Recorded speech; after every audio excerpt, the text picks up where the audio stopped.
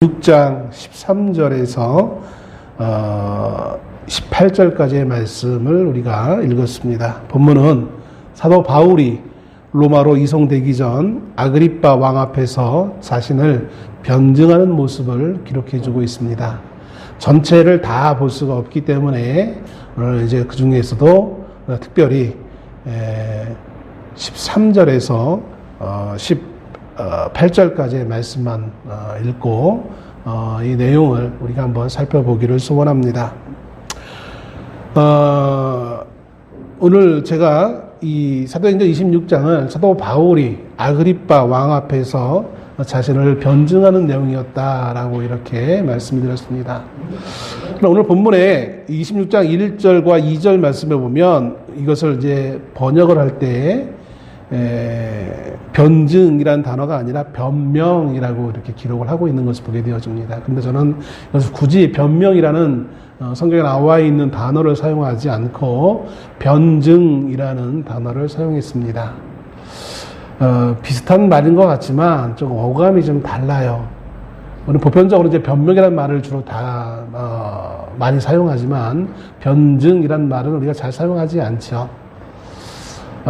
그러면 이 시대에 널리 통용되어지는 말은 아마 변증이라는 말이 더 어울리지 않을까라는 생각으로 저는 변증이라는 말을 사용합니다. 이 본문은 자신을 변호하기 위한 그런 내용의 것이 아니기 때문에 저는 굳이 변증이라는 단어를 사용합니다. 바울은 본문을 통해서 자기의 무죄를 주장하려고 했던 것이 아니었던 것 같습니다. 자신의 억울함을 말하고 있는 것은 결코 아닌 것입니다. 이 변증은 일어난 사건에 대한 고백이다라고 보는 것이 더 바람직하다라고 생각되어집니다. 어젠가요?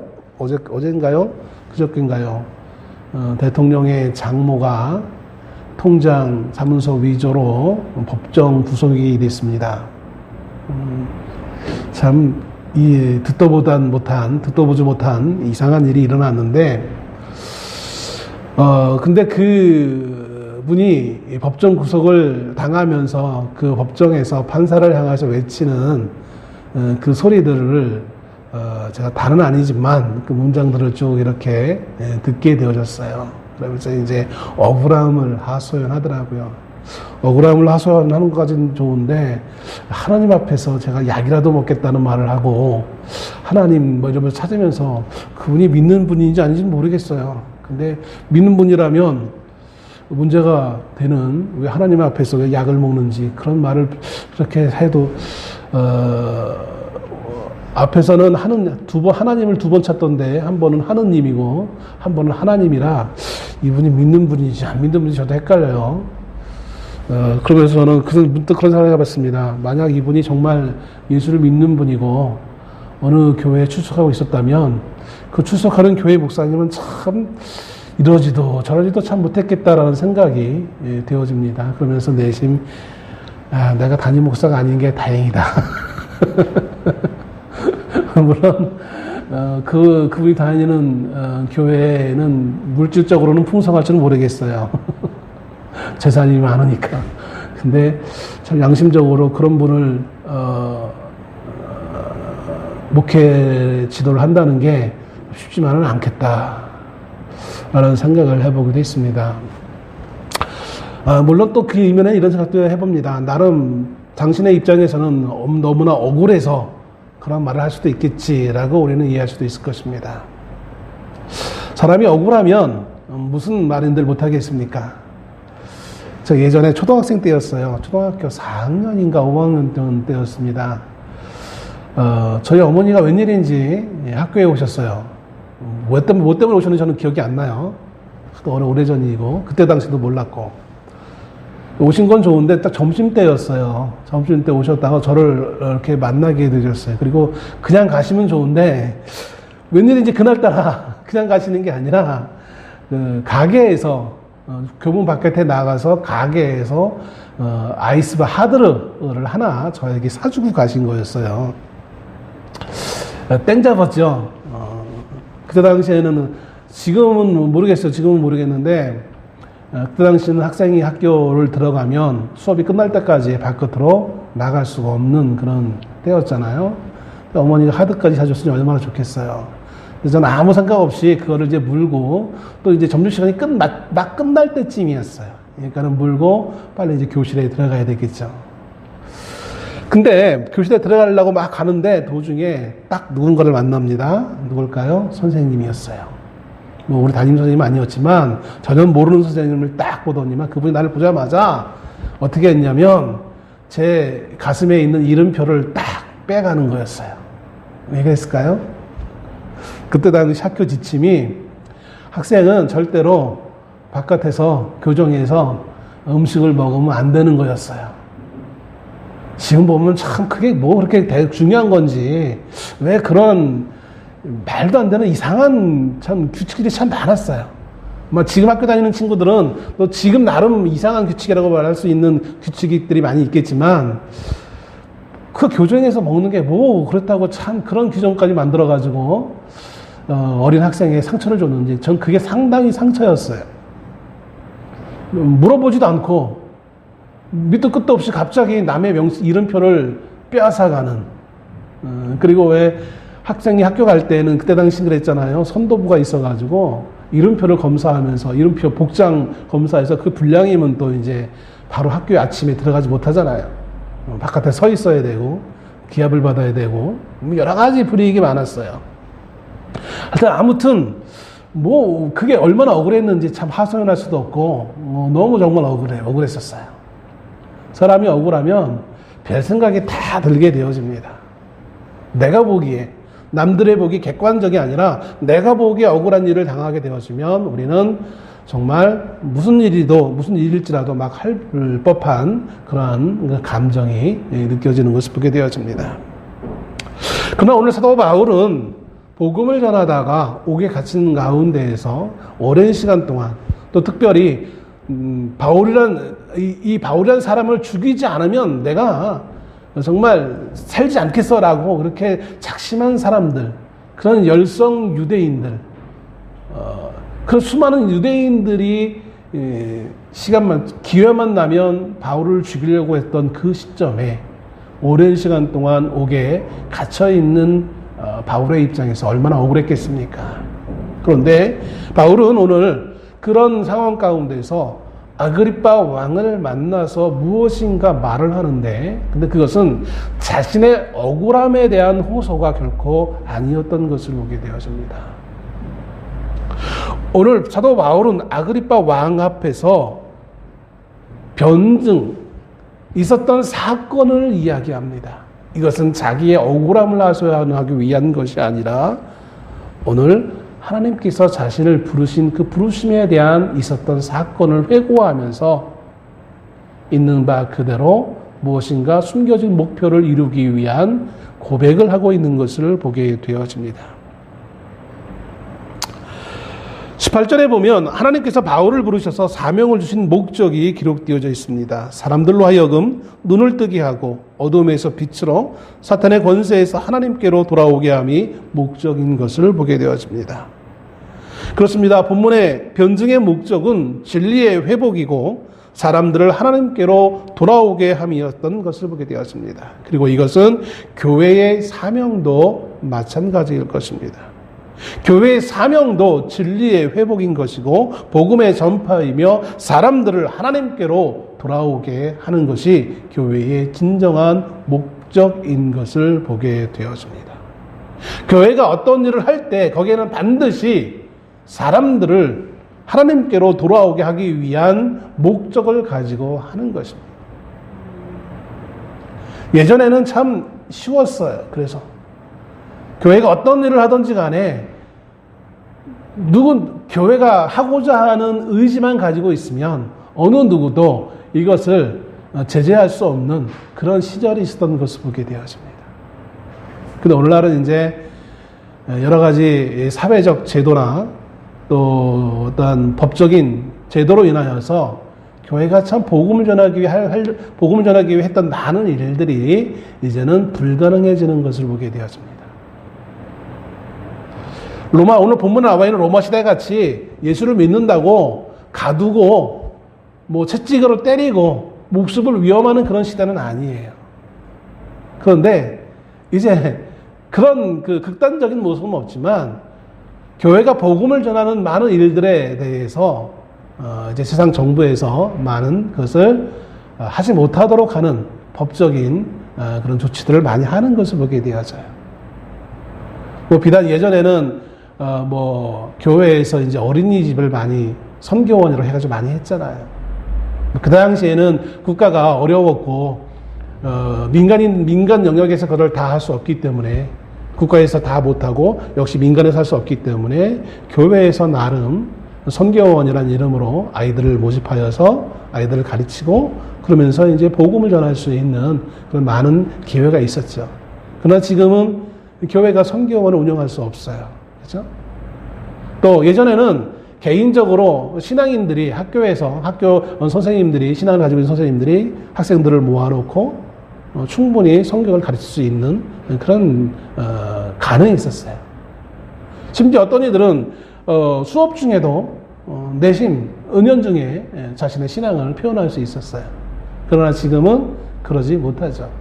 그렇게 했다가는 그 선생님은 선생의 직을 내려놔야 될지도 모르는 그런 시대를 살아가고 있는 것을 보게 되었습니다. 점점 교회는 복음을 전하는 데 있어서 많은 이제 제약을 받을 수밖에 없는 현실을 보게 되었습니다. 참 안타까운 것이죠.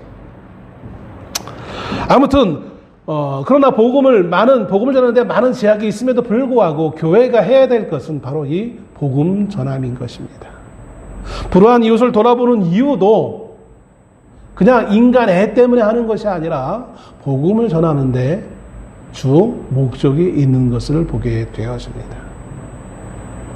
그러면 교회가 복음을 전해서 사람들로 하여금 예수 앞에 나오게 해서 과연 그럼 무엇을 마지막으로 이루기 위함인가? 그래요. 교회가 사람들을 예수 믿게 하고 교회에 나오게 하는 데까지는 어느 정도 성공했다라고 볼 수 있을 것입니다. 물론 요즘은 많이 이제 교회 교세가 많이 약화되어졌기 때문에 예전 같지는 않지만 그래도 여전히 사람들을 교회에 오게 하는 일에는 어느 정도 계속해서 힘을 기울이는 것을 보게 되었습니다. 그런데 문제는 교회를 오게 한 것이 최종적인 목적이 되어져서는 안 된다는 거예요. 믿지 않는 사람을 혹은 떠났던 사람들을 다시 교회로 오게 하는 것으로서 끝나는 것이 교회의 진정한 사명을 다 이루었다라고 할 수는 없다는 것이죠. 다른 말로 표현하면 복음을 전하는 진정한 목적은 무엇인가?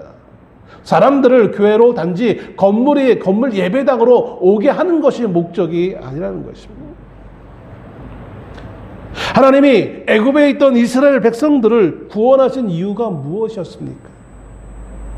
하나님이 이스라엘 백성들을 약속의 땅 가나안으로 이끄셨던 목적이 무엇이었습니까? 이스라엘 백성들은 그들의 최종의 목적을 그 약속의 땅에 들어가는 것으로만 생각했어요. 그걸 정복하면 끝나는 걸로만 생각했던 것이죠. 여기에 문제가 있었던 것입니다. 오늘날 교회가 사람들을 교회로 끌어모으는 것에만 목적을 가지고 있다면 이것은 똑같은 이스라엘 백성들과 같이 똑같은 실수를 범하는 것이다 라고 할 수 있을 것입니다. 하나님께서 이스라엘 백성들을 애굽에서 이끌어내기 전에 먼저 모세를 통하여서 바로에게 하셨던 그 말씀이 진정한 목적인 것을 우리는 이해할 수 있어야 될 줄로 압니다. 모세를 통해서 바로 왕에게 말씀하시기를 내 백성이 나에게 와서 예배하도록 하라라고 하나님은 말씀하시는 것을 보게 되었습니다. 오늘 성도들이 교회에 오는 목적은 하나님을 예배하기 위함이라는 사실인 것입니다. 물론 그 예배 안에는 단지 말씀을 듣고 찬송하는 것뿐만 아니라 교제하고 폭넓은 많은 일들이 거기에 포함되어지기는 해요. 심지어 이제 우리는 흩어져서 우리의 삶의 터전에서 살아가는 그 삶 모든 것들 자체가 다 예배일 수도 있다는, 그건 좀 더 복잡한 더 고차원적인 문제이기 때문에 오늘 이 시간에 그것을 나누고자 하는 것은 아니기 때문에 생략하고요. 분명한 것은 하나님께서는 하나님을 예배하는 자들을 찾고 계신다는 사실인 것입니다. 예배하도록 하기 위해 그 사람을 불러내고 있는 것이죠. 애굽의 바로는, 애굽은 성경에서 세상을 상징하고 있습니다. 세상에 있던 하나님의 백성을 하나님은 또 다른 하나님의 세워진 사역자들을 통하여서 불러내시는 겁니다. 하나님 품으로.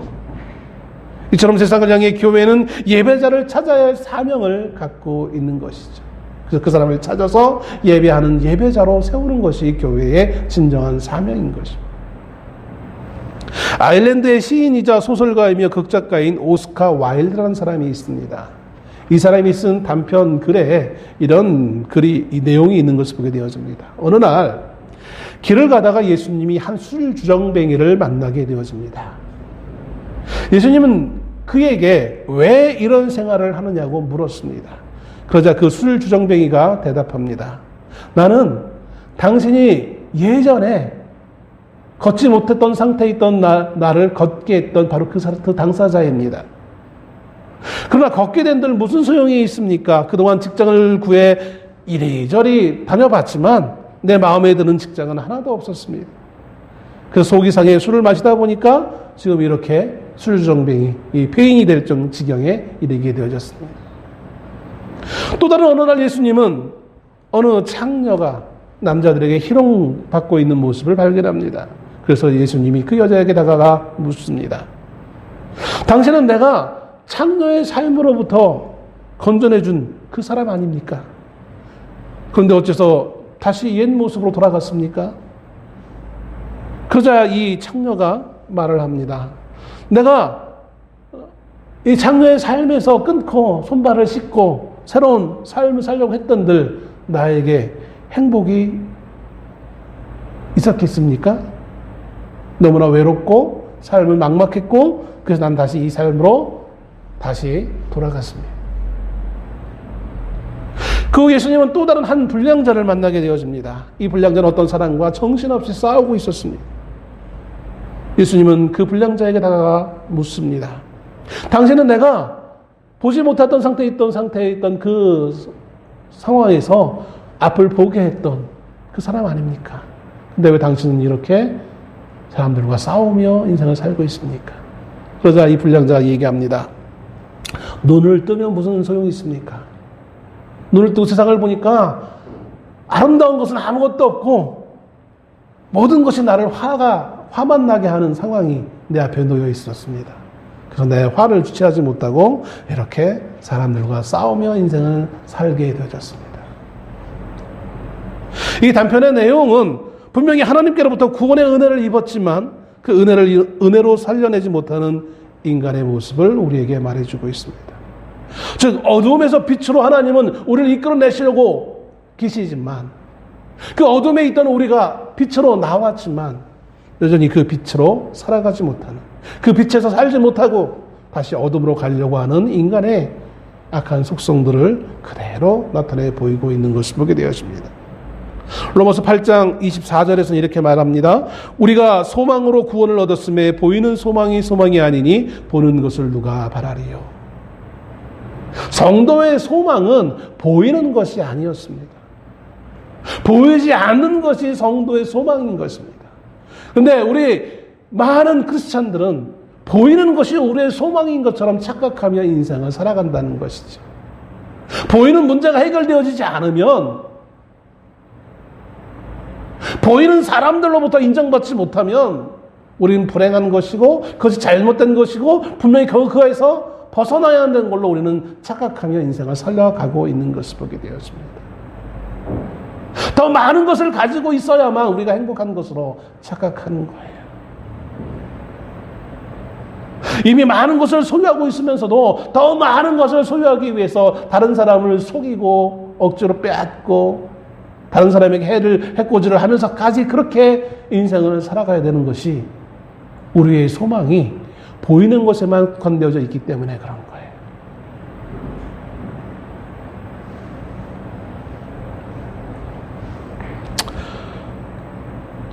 성경 구약에 나와 있는 많은 믿음의 족장들이 우리에게 보여준 것은 무엇일까요? 얼마나 많은 것을 가지고 있는지를 보여주는 그런 모델로 우리에게 다가오고 있는 것은 아니었습니다. 얼마나 내 계획대로, 얼마나 내 욕심대로, 내 야망대로, 내 꿈대로 살았는지를 보여줬던 것이 구약의 족장들의 모습이 아니었습니다. 내가 얼마나 위대한지를 보여주고자 구약에 있는 많은 믿음의 사람들이 언급되고 있는 것은 결코 아닌 것을 보게 되었습니다. 얼마나 이 사람이 완벽했는지, 얼마나 이 사람이 믿음의 사람이었는지를 보여주는 것조차 성경의 목적은 아닌 것을 보게 되었습니다. 이들의 삶의 근본 원리는 하나님이었다는 사실을 우리에게 보여주고자 성경은 기록해주고 있는 것입니다. 이들은 하나님의 약속을 믿고 살았던 사람이라는 사실을 보여주기 위해 성경의 많은 족장들과 또 믿음의 사람들을 언급하고 있는 거예요. 근데 우리는 그들이 얼마나 하나님을 의지하였고 얼마나 하나님의 약속대로 살았는지를 거기서 찾으려고 하는 것이 아니라 얼마나 이들이 성공했는지, 얼마나 많은 것을 가지고 있는지, 어떻게 이들이 이렇게 성공할 수 있었는지 그 성공의 요소들만 찾으려고 우리는 그들을 찾고 그들을 연구하고 그들의 말과 행동에서 뭔가 현재의 삶의, 우리의 삶의 팁을 얻으려고 그렇게 우리는 적용하고 있는 것을 보게 되었습니다. 이들이라고 항상 하나님의 음성을 듣던 사람이었겠습니까? 그렇지 않았어요. 이들도 때로는 하나님의 음성을 듣지 못하여서 실수하고 자신들의 욕망대로 삶을 살다가 실패하고 무너지고 넘어졌던 자들을 우리와 똑같은 인생이었음을 성경은 우리에게 말해주고 있는 것입니다. 그럼에도 불구하고 이들의 목적은 우리와는 다른 것이었습니다. 이들의 목적은 보이는 것의 소망이 아니라 보이지 아니하는 것의 소망을 가지고 있던 사람이었다는 사실을 우리에게 밝혀 보이고 있는 것이죠. 얼마나 실수 없이 완벽한 인생을 살았는지를 이들이 우리에게 말해주고자 성경은 이들을 기록하고 있는 것이 아니라는 것입니다. 오늘 보면 나와 있는 사울이란 원래 사울이라고 불렸다가 나중에 바울이란 이름으로 개명했던 이 사람이 우리에게 나타나고 있는 것도 역시 마찬가지입니다. 사도행전 26장 28절 아그리빠 왕이 한 말 가운데 오늘 바울의 진심이 담겨져 있는 것을 보게 되었습니다. 사도행전 26장 28절에 이렇게 기록합니다. 아그리빠가 바울에게 이르되 내가 적은 말로 나를 권하여 그리스도인이 되게 하려 하는도다. 그래요. 사실은 바울은 아그리빠 왕과 베스도 총독이 서로 자기들끼리 이야기하기를 신문에 보니까 이 사울이라는 사람의 그 어떤 모습에도 죄인의 모습은 없더라. 이 사람이 로마에 가서 황제 앞에서 재판받기를 청하지 않았다면 그냥 여기서 내보내도 될 법했더라 라고 자기들끼리 이야기하는 장면이 기록되어 있는 것을 보게 되었습니다. 결국 아그리빠 왕이 바울과 대화하는 가운데 바울의 그 변증을 듣는 가운데 그 똑똑했던 아그리빠 왕, 정치적으로 정말 예민했던 이 아그리빠 왕이 찾아낸 것은 무엇이었냐면 이 사람이 자신의 억울함을 호소하고 있는 것이 아니라 그것을 빌미로 해서 나에게 복음을 제시하고 있구나 라고 깨닫게 되어졌다는 사실인 거예요. 그 위기의 그 절망적인 상황 가운데 그 억울한 상황 가운데 바울이 행하려 했던 것은 자기의 억울함이 아니라 자기를 위해 나를 위해 십자가의 대속의 죽음을 이루시고 자기를 부르신 그 예수 그리스도의 도를 전하는 것이 바울의 목적이었던 것을 보게 되었습니다. 그러게 이 바울의 변증에는 세 가지의 고백이 담겨져 있는 것을 보게 되었습니다. 오늘 우리는 이 바울의 세 가지의 고백을 한번 살펴보기를 소원합니다. 첫째는 과거에 대한 고백이 담겨져 있었습니다. 오늘 본문에는 있진 않지만 그 앞에 부분에 보면 4절 5절 말씀을 보면 이렇게 기록합니다. 내가 처음부터 내 민족과 더불어 예루살렘에서 젊었을 때 생활한 상황을 유대인이 다 아는 바라. 일찍부터 나를 알았으니 그들이 증언하려 하면 내가 우리 종교의 가장 엄한 팔을 따라 바리새인의 생활을 하였다고 할 것이라. 그가 얼마나 종교적이었던 사람이었는지, 그가 얼마나 유대교에 심취하였고 정통하였는지, 유대인들이라면 누구나 인정할 만한 그 바리새인, 성경적 율법, 그 율법대로 정확하게 살려고 했었던 그 바리새인 중에 바리새인이라고 할 수 있는 자신의 과거를 말해주고 있는 것을 보게 되었습니다. 과거의 고백을 통해서 내가 얼마나 위대했는지, 내가 얼마나 똑똑했는지를 보여주기 위한 것이 아니라 그가 얼마나 율법적인 삶을 살았는지를 보여주고 있는 거예요. 그런데 이거를 통해서 바울은 자신의 그 과거를 고백함을 통해서 자신의 그 삶이, 율법적인 그 삶이 하나님을 위한 삶이 아니라 결국은 자기 자신을 위한 삶이었노라고 고백하고 있는 것이죠. 그렇습니다. 오늘 우리 모두는 다 나를 위한 삶을 살아갈 수밖에 없어요. 우리가 진정으로 예수 그리스도를 만나기 이전에 우리의 모든 삶은 나를 위한 삶일 수밖에 없는 거예요. 예수 그리스도를 만난 이후에 사도 바울의 삶은 완전히 달라집니다. 나를 위한 삶이 아니라 그리스도를 위한 삶으로, 또 그리스도가 죽은 사람들을 위한 바로 그 삶의 모습으로 그의 인생의 삶이 달라진 거예요. 과거의 삶은 그래서 자신을 위해 수많은 사람들을 죽이는데 앞장섰던 삶이라면 이제는 정 달라져서, 완전히 달라져서 사람들을 살기 위한 삶으로 달라진 거예요. 여러분, 우리가 예수를 믿는다고 하면서 여전히 우리가 사람을 살리는 것이 아니라 다른 사람의 것을 빼앗고 다른 사람들을 헐뜯고 다른 사람들을 향하여서 비난하고 정죄한다면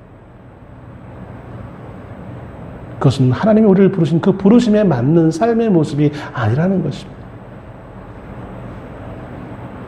최소한 우리의 삶의 고백이 과거의 그 삶과 지금 예수를 만난 나의 삶의 모습이 다르다는 것을 우리가 증명해 보일 수 있어야 된다는 것이죠.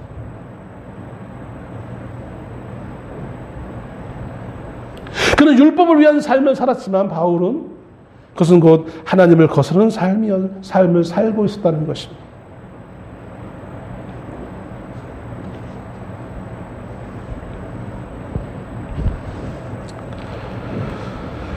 바울의 변증에는 자신의 우월함이 아니라 어리석음에 대한, 그래서 그 어리석음을 반복하지 않기를 바라는 마음이 표현되어 주고 있는 거예요.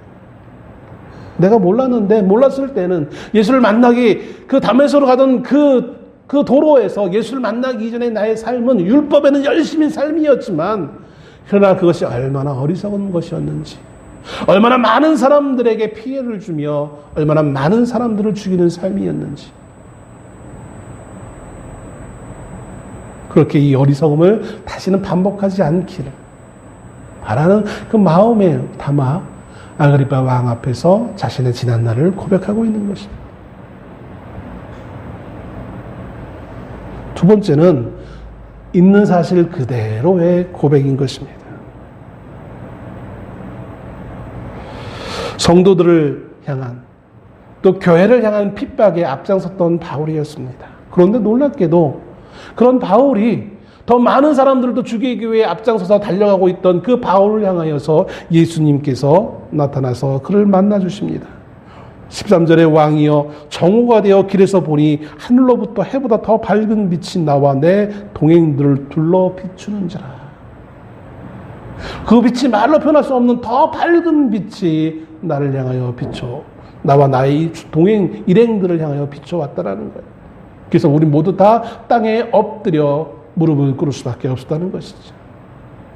야, 저 밝은 빛에 우리가 한번 엎드려 보자. 누가 가르치거나 권면이 아니라 그냥 자연스럽게 그렇게 엎드릴 수밖에 없었다는 것입니다. 그리고 히브리 말로 소리가 들려옵니다. 이르되 사울아 사울아 내가 어찌하여 나를 박해하느냐. 나를 박해하느냐. 바울이 언제 예수님을 박해했습니까? 바울이 언제 예수님을 만난 적이 있습니까? 이때 처음 만나는 거예요. 근데 예수님은 뭐라고 말씀합니까? 나를 박해하느냐.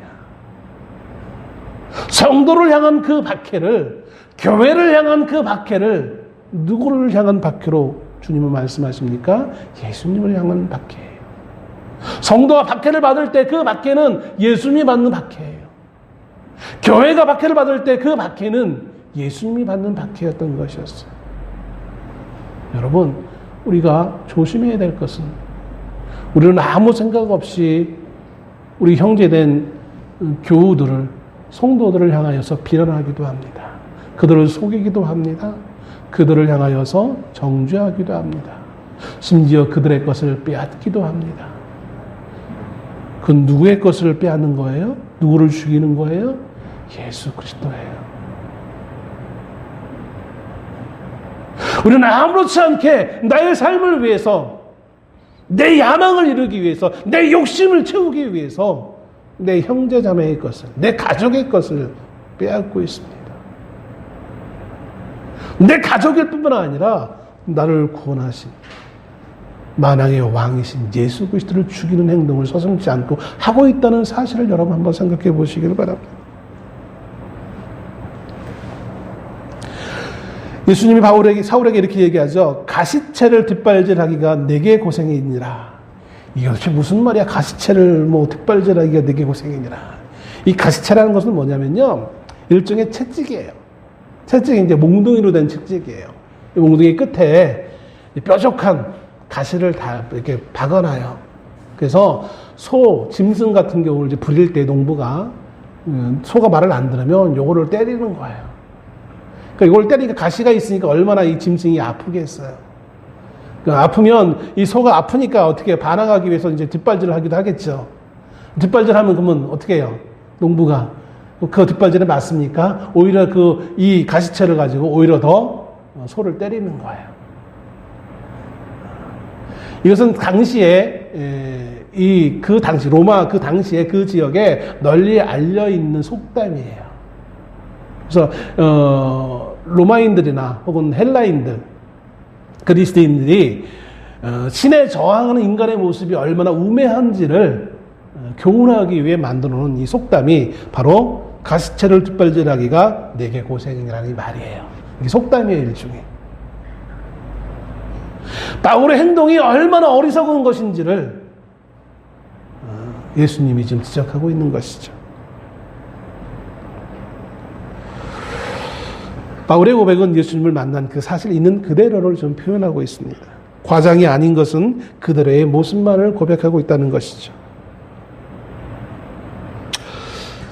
바울 정도의 위치라면, 바울 정도의 성공한 사람이라면, 지금은 감옥에 갇혀 있긴 하지만 그래도 교회에서 봤을 때 바울의 위치라면 모든 성도들이 존중하고 존경할 만한 위치잖아요.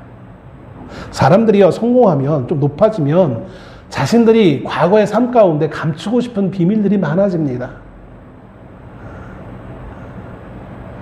요즘 젊은이들도 SNS, 인스타그램이나 이런 것들을 많이 이렇게 사용하잖아요.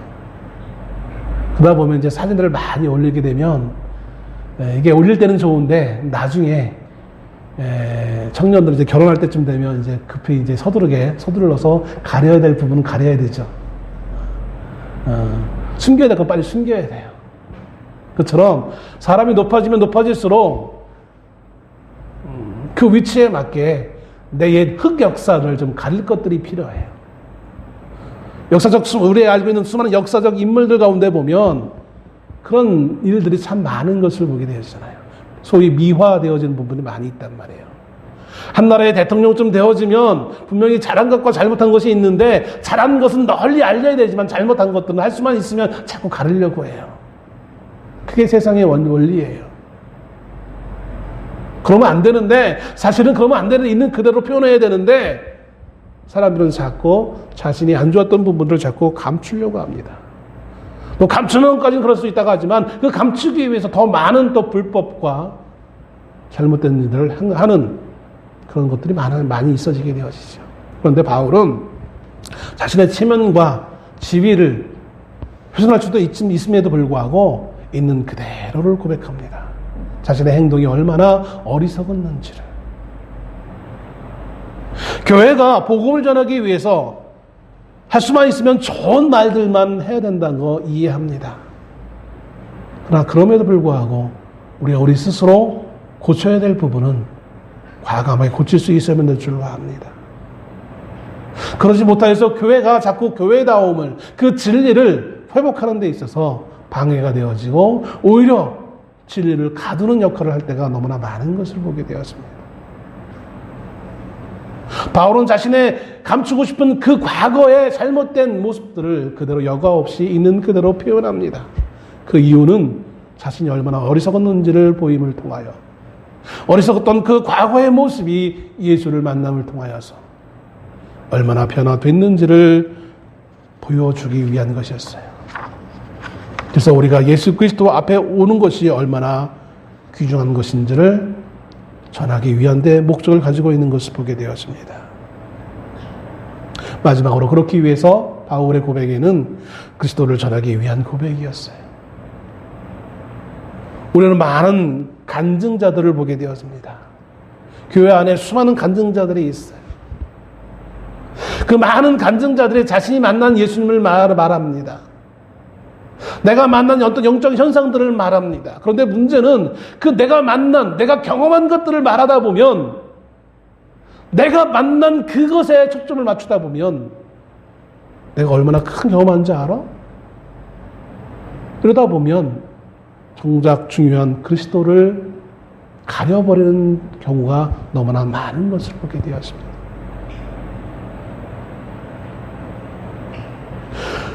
아까도 말씀드렸지만 아그리빠는 바울의 말을 듣고 대번의 말을 하기를, 내가 나를 권하여 그리스도인이 되게 하려 한다라고 말하는 거예요. 바울이 얼마나 착했는지, 착한 사람이 됐는지 그것도 중요한 게 아니에요. 바울이 얼마나 위대한 일을 했는지 그게 중요한 게 아니에요. 바울이 말하고자 하는 것은, 나를 이렇게 변화시킨 예수님, 당신도 좀 예수님을 만났으면 좋겠습니다. 그러기 위해서 주님은 나를, 그렇게 어리석은 삶을 살았던, 나만을 위해 살았던 나를 부르셔서 나를 종이 되게 하셨고 나를 증인이 되게 하셨다라고 고백하고 있는 것을 보게 되어지는 것이죠. 16절, 일어나 너의 발로 서라. 일어나 너의 발로 서라라는 이 말씀은 구약에서 선지자들을 하나님이 세우실 때 하시던 말씀이에요. 에스겔을 세울 때 하나님이 이렇게 말씀하셨습니다. 예레미야를 세울 때 너는 아이가 되지 말아라 라고 말씀하면서 하나님이 세우심에 대해서 말씀합니다. 내게 나타난 것은 곧 내가 나를 본 일과 장차 내가 내게 나타날 일에 너로 종과 증인을 삼으려 함이니 라고 말씀합니다. 결국 오늘 바울이 아그리빠 왕 앞에서 이렇게 말하는 이유는, 내가 종으로서 또 증인으로서 내가 본 것을, 나를 부르신 그분을 당신에게 전하기 위함이라는 사실을 표현하고 있다는 사실인 것이죠. 오늘 바울은 아그리빠 왕 앞에서 이렇게 고백합니다. 내가 종이요 증인으로서 당신을 그리스도에게 소개합니다. 그 당신의 삶이 이제까지의 삶과는 다른 모습으로 있기를 원합니다. 이를 위해서 하나님이 나를 이렇게 세우신 것입니다. 18절 말씀에 그 눈을 뜨게 하여 어둠에서 빛으로 사탄의 권세에서 하나님께로 돌아오게 하고 죄사함과 나를 믿어 거룩하게 된 무리 가운데서 기업을 얻게 하리라 하더이다. 하나님이 바울을 만나주신 이유는 첫째는 눈을 뜨게 하는 것이었습니다. 그가 전혀 자신의 욕심만을 채우기 위해 살던 그 삶에서, 나만을 위한 삶에서 다른 삶이 있음을, 그래서 눈을 뜨게 하여서 다른 삶이 있는, 보이는 것이 소망이 아니라 보이지 않는 세계가 있다는, 그래서 눈을 뜨게 하는, 깨닫게 하는, 그러기 위해 주님이 그 바울을 만나주셨다라는 거예요. 두 번째는 어둠에서 빛으로, 사단의 권세에서 하나님께로 돌아오게 하기 위해서 만나주신 거예요. 이것은 방향의 전환입니다. 여러분, 우리는 어느 방향으로 가고 있습니까? 어둠의 방향으로 가고 있습니까? 아니면 빛의 방향으로 가고 있습니까?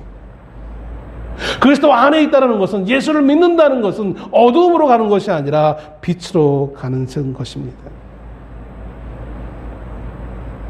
우리 스스로 한번 돌아봅시다. 우리가 빛을 좋아하는지 어둠을 좋아하는지, 우리가 비밀스러운 것을 좋아하는지, 아니면 정정당당하게 우리의 모든 것을 드러내놓고 사는 것을 더 좋아하는지. 마지막으로 세 번째, 죄사함을 받게 함과 기업을 얻게 하려는 데 목적이 있는 것을 보게 되었습니다. 죄사함을 받아야만 기업을 얻습니다. 오늘 18절 말씀에 거룩하게 된 무리 가운데서 기업을 얻게 하는 거예요. 거룩하게 된 무리는 교회를 얘기합니다. 성도 한 사람 한 사람 모인 우리 교회를 말합니다. 교회 안에서 우리에게 주어진 몫이 있어요.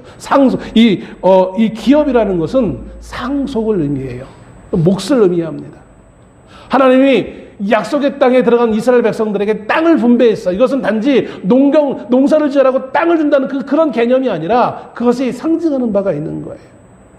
하나님의 교회에서 우리에게 주어진 몫이 있다라는 거예요. 우리에게 몫을 주시기 위해서 하나님 우리를 부르신 거예요.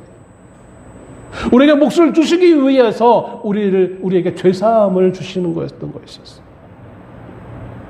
우리가 받은 그 몫을 가지고 우리가 하나님을 예배하는 삶을 살아가는 것이 우리를 세우신 하나님의 목적인 것을 여러분 이해하시길 바랍니다.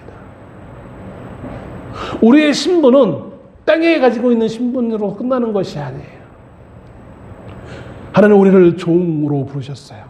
사람들은 종 쉬는데 종이 뭐야? 난 주인이야. 천만의 말씀이에요. 우리의 신분은 종일 수밖에 없어요.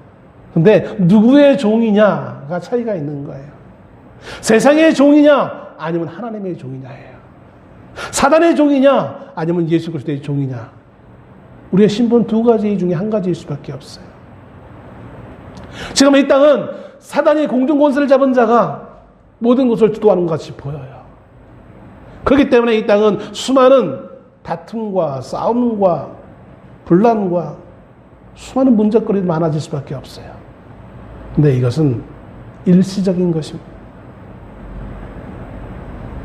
일시적인 세상이 잡고 있는 이 권세 가운데서 우리를 하나님의 종으로 세우시기를 주님은 기대하시는 겁니다. 그래서 하나님의 다스림을 받는 자가 되어지기를 원하는 것입니다. 여러분, 우리는 누구의 다스림을 받고 있습니까?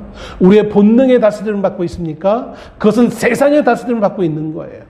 세상에서 말하고 있는 방법대로 살아가는 것, 그것은 곧 세상의 종으로 살아가는 거예요.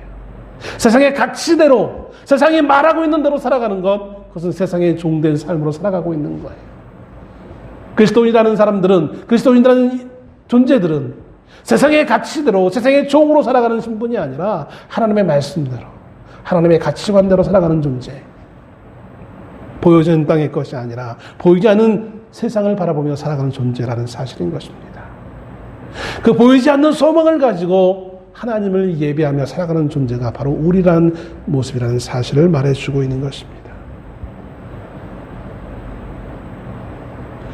바로 그런 여러분들이 우리 함께 모여서 예배하는 것입니다.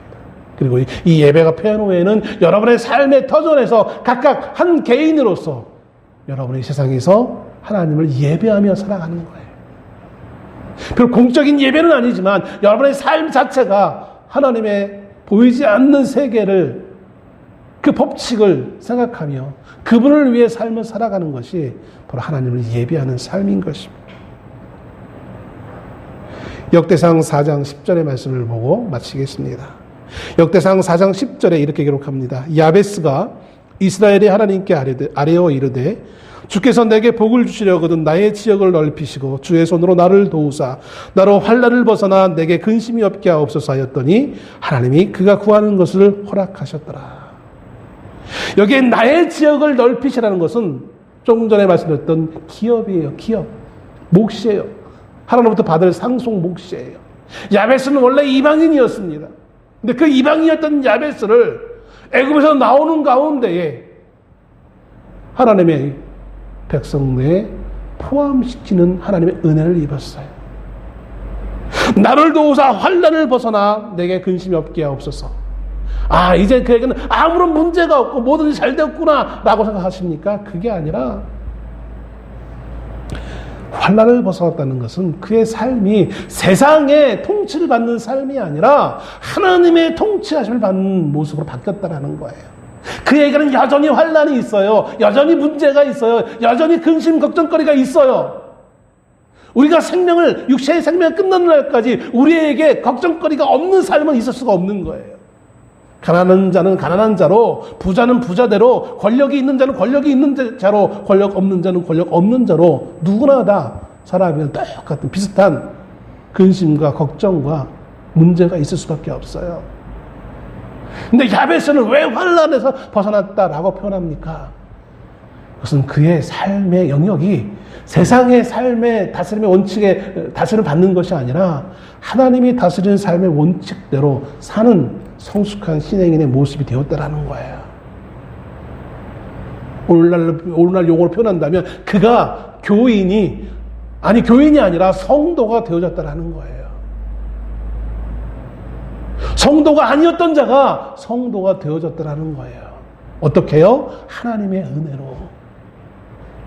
이 일을 위해서 하나님께서는 그렇게 어리석은 삶을 살았던 그 사울이란 사람을 부르셨던 것이고, 그리고 이 일을 이루기 위해서 하나님은 오늘 저와 여러분을 부르신 거예요.